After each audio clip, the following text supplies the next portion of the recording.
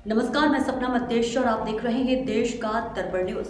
आइए रुक करते हैं कुछ बड़ी खबरों की ओर। विदेश में एमबीबीएस डिग्री करने वाले राजस्थान के विद्यार्थियों ने इंटर्नशिप सीट से अलॉट करने की मांग को लेकर चिकित्सा शिक्षा निदेशालय के बाहर धरना देते हुए प्रदर्शन किया।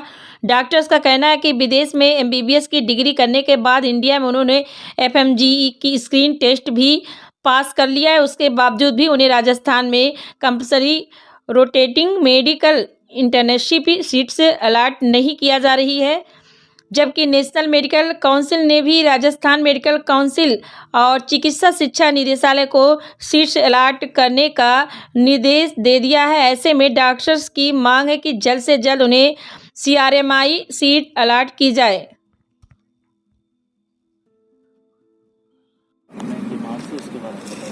देखो सर, हमने फोरेंसिक से एमबीबीएस किए, उसके बाद में हमारा एक टेस्ट लगता है एफएमजी स्क्रीनिंग टेस्ट। उसको हमने पास कर लिया। पास करने के बाद में हमें कंपलसरी रोटेटिंग इंटर्नशिप करनी होती है 1 साल की। तो बाकी स्टेट्स हैं वो सारे के सारे अपने बच्चों को इंटर्नशिप प्रोवाइड करवा रहे हैं, जैसे कि हरियाणा ने भी प्रोवाइड की है, दिल्ली ने प्रोवाइड की है, पंजाब ने प्रोवाइड की है और गुजरात ने प्रोवाइड की है। और एक्चुअली एनएमसी का रूल है कि उसने राजस्थान गवर्नमेंट को और राजस्थान मेडिकल काउंसिल को गाइड किया है और कि यहाँ पर लगभग 1400 सीट खाली है राजस्थान में, तो उन बच्चों को शीघ्र इंटर्नशिप प्रोवाइड की जाए। पर राजस्थान गवर्नमेंट और राजस्थान मेडिकल काउंसिल और डीएमई हमारी बिल्कुल भी नहीं सुन रहे हैं और हम 1 साल से इंटर्नशिप की सर्च कर रहे हैं। पिछले दिसंबर 2021 में हम पास हुए थे और आज लगभग दिसंबर 2022 आ चुका है, हमारी अभी तक कोई इंटर्नशिप नहीं हुई। पहली बात। दूसरी बात, एनएमसी का एक लेटेस्ट रूल ये है कि 2 साल के भीतर जैसे आपने एमसीआई पास करने के 2 साल के भीतर आपको 1 साल की इंटर्नशिप कंप्लीट करनी अनिवार्य है। यदि आप वो नहीं कर पाते हो तो आपको वापस एफएमजी का टेस्ट देना पड़ेगा। तो इसमें हमारा भविष्य पूरा अंधकार में है। तो उस कंडीशन में यदि हमें अब अगले 15 से 20 दिन में यदि हमें इंटर्नशिप नहीं मिलती है तो हमारा पूरा भविष्य खराब हो जाएगा। मैंने अपनी एमबीबीएस किर्गिस्तान से की है और यहाँ पर जितने भी बच्चे बैठे हैं, कोई किर्गिस्तान से है, कोई रशिया से है, कोई चाइना से है, जॉर्जिया से भी है। कोई बातचीत हुई या फिर हमारी ऑफिशियल से बात होती है तो ऑफिशियल्स ने हमें फुटबॉल बना के रखा है। कोई बोलता है कि आप यहाँ जाओ, कोई बोलता है यहाँ जाओ, और ये कहते हैं कि हमारी फाइल यहाँ अटकी है, वहाँ अटकी है। तो देखो, बाकी स्टेट्स ने भी अपनी फाइल्स क्लियर की है ना, तो उस कंडीशन में आप भी तो फाइल क्लियर करो। 3 डेज क्लियर हुआ। हाँ, और मेरा नाम डॉक्टर सुभाष बाजिया है। मिलकर है डॉक्टर घनश्याम से। तो डॉक्टर घनश्याम से जब हमने हमारे कंसर्न शेयर किए तो उन्होंने ऐसे बात किया जैसे हम 3rd citizen of the country है। वो ऐसे बोल रहे कि तुम्हारी लाइफ मैटर ही नहीं करती।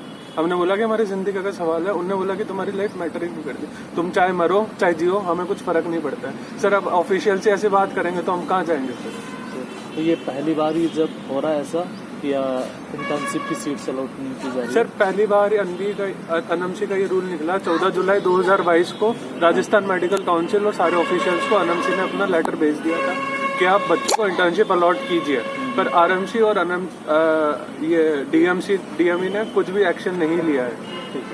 तो नरेंद्र, जब हमने डीएमई डायरेक्टर से बात की सर, तो डीएमई डायरेक्टर ने एक्सक्यूज जो हमें दिया वो एक्सक्यूज ऐसा है कि इन्होंने कहा कि आपकी जो फाइल है फाइनेंशियल डिपार्टमेंट में हम लोगों ने भेज रखी है, लेकिन वो फाइल कब भेज रखी है उस फाइल छात्र प्रदर्शन कर रहे हैं, उनकी डिमांड है कि जल्दी से उनको सीट्स आवंटित की जाए, लेकिन सरकार और प्रशासन का रुख ऐसा है कि अभी तक उनको सीट्स अलॉट नहीं की गई है।